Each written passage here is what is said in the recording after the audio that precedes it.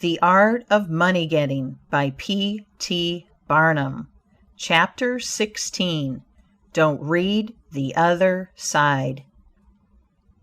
Of course I did, and so did everybody else, and I learned that the man had made all independence by first attracting the public to his business in that way, and then using his customers well afterwards. Genin, the hatter, bought the first Jenny Lind ticket at auction for $225 because he knew it would be a good advertisement for him. "Who is the bidder?" said the auctioneer, as he knocked down that ticket at Castle Garden. "Genin, the hatter," was the response. Here were thousands of people from the Fifth Avenue and from distant cities and the highest stations in life. "Who is Genin, the hatter?" they exclaimed. They had never heard of him before.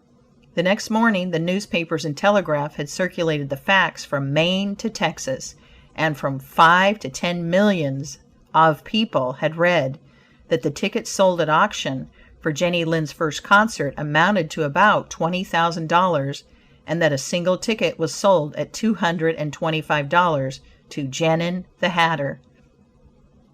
Men throughout the country involuntarily took off their hats to see if they had a Genin hat on their heads.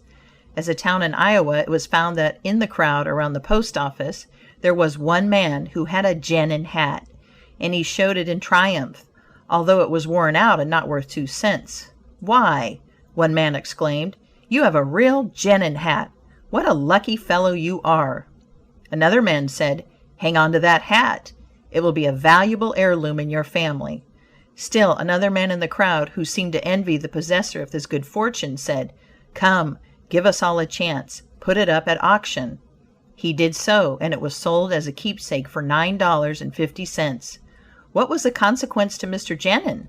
He sold 10,000 extra hats per annum the first 6 years. 9/10 of the purchasers bought of him, probably out of curiosity, and many of them, finding that he gave them an equivalent for their money, became his regular customers. This novel advertisement first struck their attention, and then, as he made a good article, they came again. Now, I don't say that everybody should advertise as Mr. Genin did, but I say if a man has got goods for sale and he don't advertise them in some way, the chances are that some day the sheriff will do it for him. Nor do I say that everybody must advertise in a newspaper, or indeed use printer's ink at all. On the contrary, although that article is indispensable in the majority of cases, yet doctors and clergymen, and sometimes lawyers and some others, can more effectually reach the public in some other manner. But it is obvious they must be known in some way, else how could they be supported?